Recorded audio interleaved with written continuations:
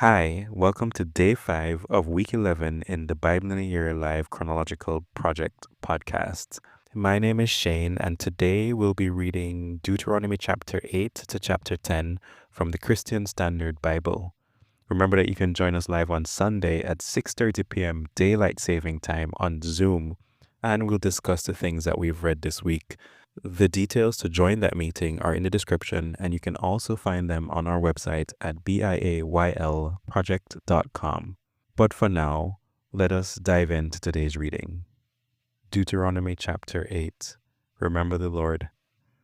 Carefully follow every command I am giving you today, so that you may live and increase, and may enter and take possession of the land the Lord swore to your ancestors.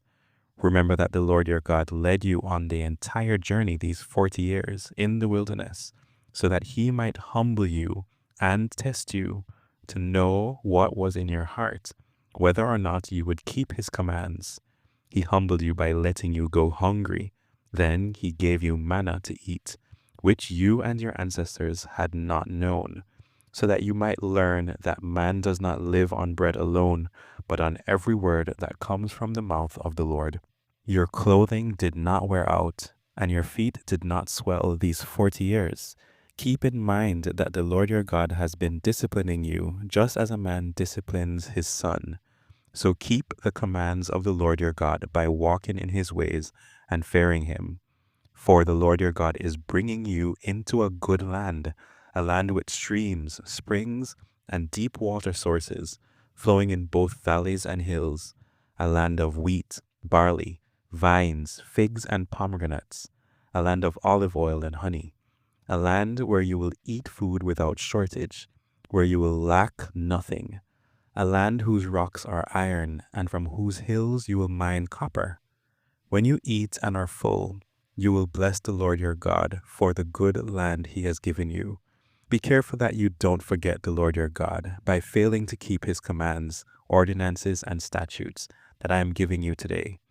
When you eat and are full, and build beautiful houses to live in, and your herds and flocks grow large, and your silver and gold multiply, and everything else you have increases, be careful that your heart doesn't become proud, and you forget the Lord your God, who brought you out of the land of Egypt, out of the place of slavery. He led you through the great and terrible wilderness, with its poisonous snakes and scorpions, a thirsty land where there was no water. He brought water out of the flint rock for you.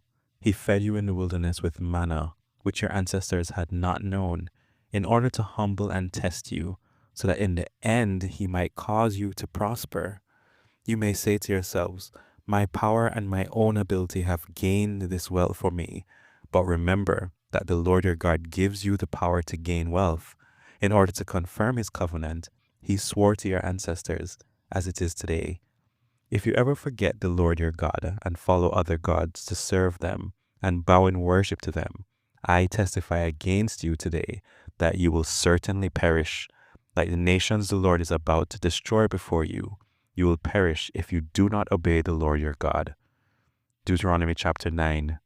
Warning against self-righteousness. Listen, Israel.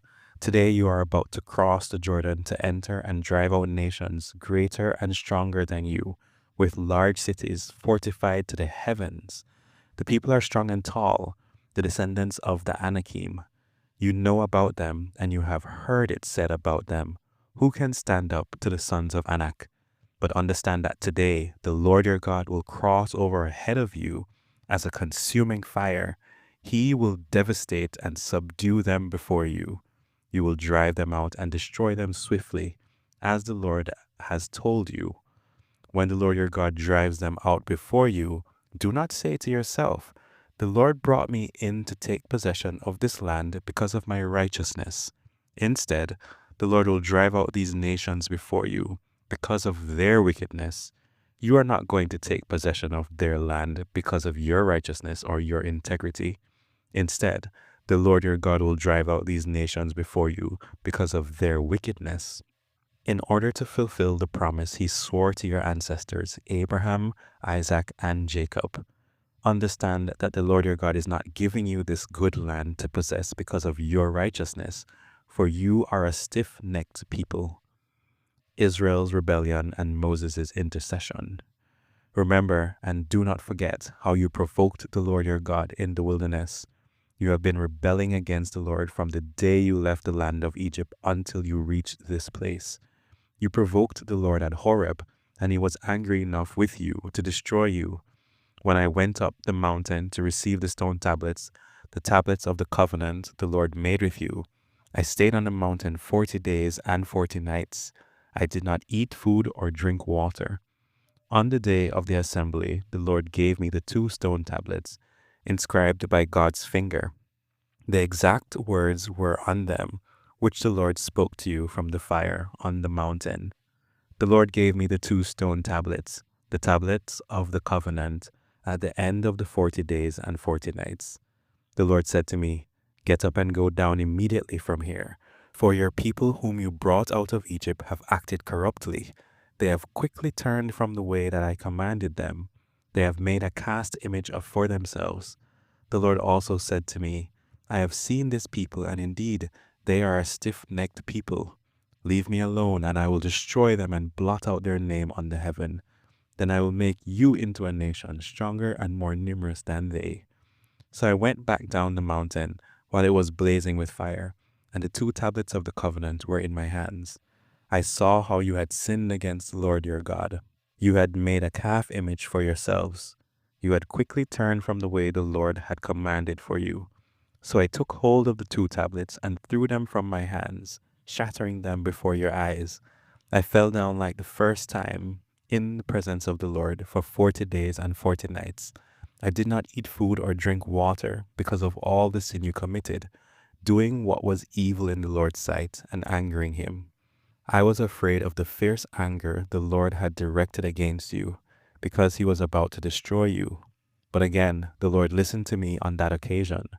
The Lord was angry enough with Aaron to destroy him, but I prayed for Aaron at that time also. I took the sinful calf you made and burned it. I crushed it, thoroughly grinding it to powder as fine as dust, and threw its dust into the stream that came down from the mountain. You continued to provoke the Lord at Taberah, Massa, and Kibroth Hattava. When the Lord sent you from Kadesh Barnea, he said, "Go up and possess the land I have given you." You rebelled against the command of the Lord your God. You did not believe or obey him. You have been rebelling against the Lord ever since I have known you. I fell down in the presence of the Lord 40 days and 40 nights because the Lord had threatened to destroy you. I prayed to the Lord, "Lord God, do not annihilate your people, your inheritance, whom you redeemed through your greatness and brought out of Egypt with a strong hand. Remember your servants Abraham, Isaac, and Jacob. Disregard this people's stubbornness and their wickedness and sin. Otherwise, those in the land you brought us from will say, because the Lord wasn't able to bring them into the land he had promised them, and because he hated them, he brought them out to kill them in the wilderness. But they are your people, your inheritance, whom you brought out by your great power and outstretched arm." Deuteronomy chapter 10, the covenant renewed.